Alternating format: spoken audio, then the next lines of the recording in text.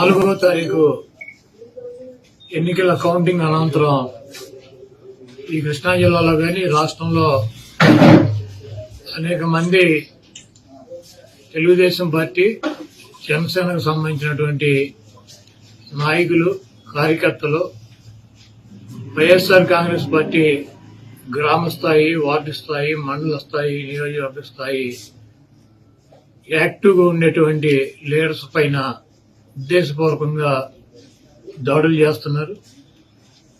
అదేవిధంగా వాళ్ళ ఇళ్లకెళ్లి ఇళ్లు పగలు కొడతాం, కార్లు పగలు కొడతాం, అర్ధరాత్రులు వెళ్లి వైఎస్ఆర్ కాంగ్రెస్ పార్టీ శ్రేణుల్ని భయపెట్టాలి, ఈ వైఎస్ఆర్ కాంగ్రెస్ పార్టీని డిస్టేజింగ్ చేయాలని చెప్పి పెద్ద ఎత్తున ప్రయత్నాలు చేస్తున్నారు.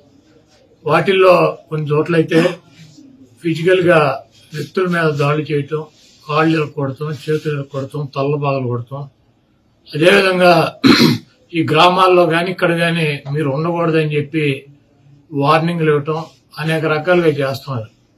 వీటికి ప్రత్యక్ష సాక్షులు పోలీసులు దగ్గర ఉండి వాళ్ళు కొడతాంటే వీళ్ళు చూస్తూ నిలబడి ఎంజాయ్ చేస్తున్నారు.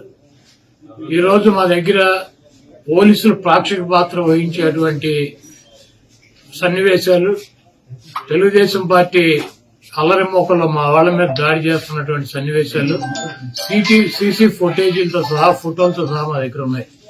మేము ఎస్పీ గారికి గాని లేదా లోకల్ గా ఉన్నటువంటి పోలీస్ స్టేషన్ లో గాని కంప్లైంట్ ఇచ్చినా, ఒకవేళ మాకు ముందు సమాచారం ఉండి ఇట్లా గొడవ జరిగేటువంటి పరిస్థితి ఉందని చెప్పినా కూడా వాళ్ళు వచ్చి ప్రేక్షక పాత్ర వహించడం, అదేవిధంగా ఎటువంటి కేసులు కూడా కట్టినటువంటి పరిస్థితి లేదు.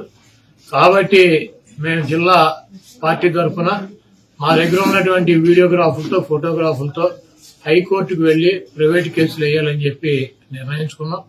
తప్పకుండా దాడులు చేసినటువంటి వాళ్లే కాదు, దాడులు చేస్తుంటే చూస్తున్నటువంటి పోలీసు వ్యవస్థ మీద కూడా కేసులు వేయటానికి సిద్ధంగా ఉన్నాం. అదేవిధంగా వైఎస్ఆర్ కాంగ్రెస్ పార్టీ నాయకులకు గాని, అదేవిధంగా కార్యకర్తలకు గాని ఎటువంటి భయం, ఆందోళన చెందాల్సినటువంటి అవసరం లేదు. రేపు 2 రోజుల్లో జిల్లాలో ఉన్నటువంటి ముఖ్య నాయకులందరం కలిసి ప్రతి నియోజకవర్గానికి వెళ్లి దాడులు చేసినటువంటి వాళ్ళు ఇళ్లకెళ్లి ధైర్యం చెప్పేటువంటి కార్యక్రమం చేస్తాం. దీనికి జగన్మోహన్ రెడ్డి గారు కూడా మీరు ఎట్టి పరిస్థితుల్లోనూ కార్యకర్తలు గాని, నాయకులు గాని జరుగుతున్నటువంటి దాడుల్ని మీరు చూస్తూ ఊరుకోవద్దు, పార్టీ అంతా యాక్టివ్ గా ఉండి అందరూ ఒక వేదిక మీదకి వచ్చి వాటిని తిప్పి కొట్టాల్సిన అవసరం మన మీద ఉందని చెప్పి ఆయన కూడా చెప్పారు. కాబట్టి పోలీసు వ్యవస్థ ఒక అసమర్థమైనటువంటి వ్యవస్థగా ప్రేక్షక పాత్ర వహిస్తున్నటువంటి ఈ పోలీసు వ్యవస్థకి మరి మా నుంచి ఈ తెలుగుదేశం పార్టీ గోండాల నుంచి మా పార్టీ నాయకుల్ని, కార్యకర్తల్ని కాపాడుకోవటానికి మేము కూడా 2 రోజుల్లో రోడ్డు మీదకి వచ్చి ఎక్కడైతే మా వాళ్ళ మీద దాడులు జరిగినాయో, ఎక్కడైతే మా వాళ్ళని ఇబ్బంది పెడుతున్నారో ఆ ప్రాంతానికి వెళ్తాం. ఆ కాన్స్టిట్యున్సీకి గానీ, ఆ జిల్లాకు గానీ సంబంధించినటువంటి నాయకులందరూ కూడా పాల్గొంటారు. ఆ నియోజకవర్గంలో ఉన్నటువంటి లీడర్స్ గానీ, కార్యకర్తలు కూడా పాల్గొంటారు. తప్పకుండా లా అండ్ ఆర్డర్ ఇష్యూస్ కనుక వస్తే దానికి పోలీసు వ్యవస్థే బాధ్యత వహించాలి.